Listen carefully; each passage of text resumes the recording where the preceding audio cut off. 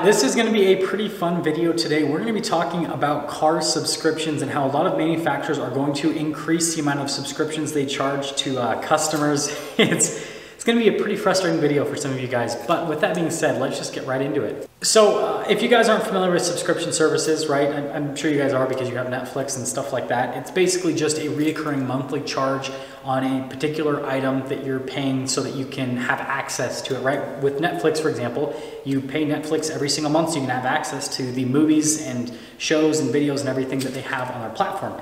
Automakers really are trying to jump into this market. Now, the reason that automakers want to jump into the subscription service market is, first off, it's reoccurring revenue. Every single month, they're getting revenue, no matter what happens from, from an economic standpoint, that can affect things, but generally speaking, right, because subscriptions are so inexpensive, usually in economic downturns, people still have a lot of their subscriptions. And then on top of that, right, with all the supply chain shortages and all that kind of stuff that's been happening with car manufacturers, even if they can't produce cars, they'll still have this money coming in from subscriptions on the cars they do have on the road.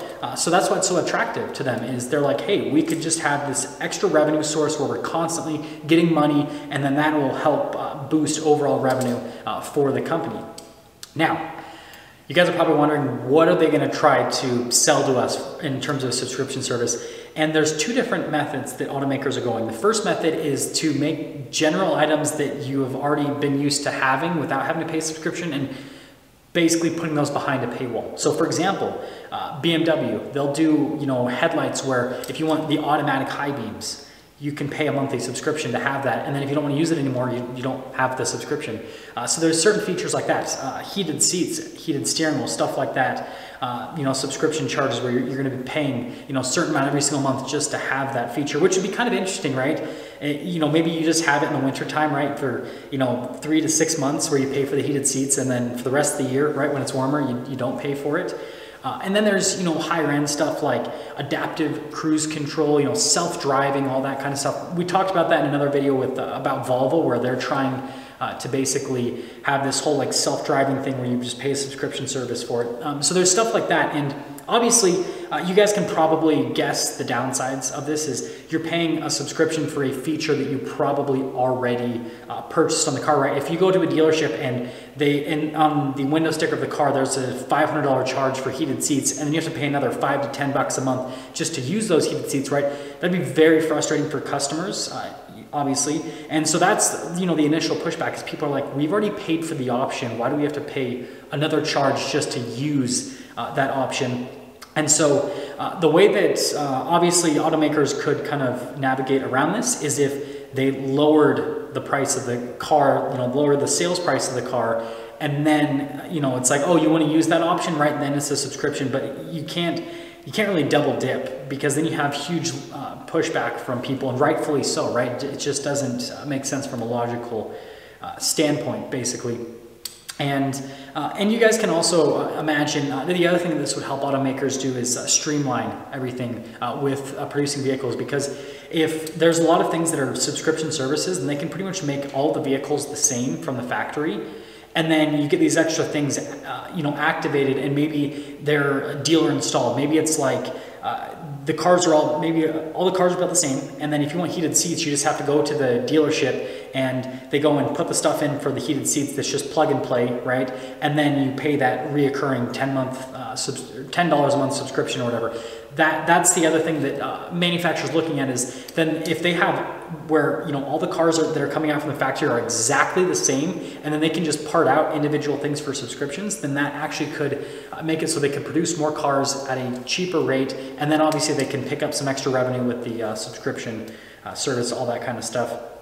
And so that's another thing about it. Now, here's the one thing that I see that could be beneficial for some people with subscription services is if car makers don't try to put subscription services on things that we're used to having in cars already and not having to pay a monthly subscription for, but instead things that we don't currently have. So obviously Volvo with the self-driving stuff, I think that is an idea, as long as, again, it's not a double charge, and I kind of mentioned that in that video, whereas it's like, not a lot of, cars nowadays will have, like this truck has adaptive cruise control, lane keep assist, all that kind of stuff. So we're already used to having that. but there's not true self-driving where a car, you jump in and then it'll take you from point A to point B, right? And so that could be something that could be behind a subscription paywall. So instead of having to, buy whatever the option would cost, right? A $5,000, $10,000, $15,000 option, maybe it's just you pay 20 bucks a month and your car will self-drive. And I do see benefits with that, right? Because again, it's not as expensive to get right up front. And then on top of that, if you don't want to use the service anymore, maybe you switch jobs or this or that, and you don't need the self-driving anymore because you're not commuting as far, or you change where you live, any number of reasons, then you can just cancel a subscription and you're just like, oh, okay, I'm not going to pay that $20 a month anymore for the self-driving feature.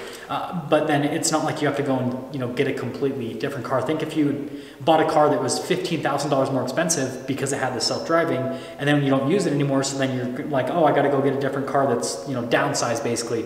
So it would kind of basically save you the time and effort and money in terms of having to do that. And there's other things, but I think it needs to be tech related. I think that's the thing that automakers should do to make the subscription service model make sense for consumers. Is I think that it needs to be something that can be sent over the air, right? Update wise, like what Tesla does with a lot of their things, so that people don't have to take it into the dealership, and it's not something they have to pay for basically on top of as an option on the car, so that they're paying for the option and the subscription like I mentioned earlier in the video. So if it's an over-the-air update, then it could be stuff like, again, self-driving. It could be Wi-Fi, for example, Wi-Fi hotspots. And that's something that car makers already do, is you can pay a monthly subscription for Wi-Fi hotspots, radio services, all that kind of stuff. And this is where I think that car makers could get creative, just different technology that, maybe we don't even think about right now, that something that's not in a car right now, but they could basically engineer, and it would have a key benefit for us from a driving perspective, and then have that behind a subscription service. I think that makes more sense, because then, as this kind of rolls out, it will be something that will be a little bit less harsh to people, because it won't be like, oh, by the way, that car that you bought 3 years ago that you got that option on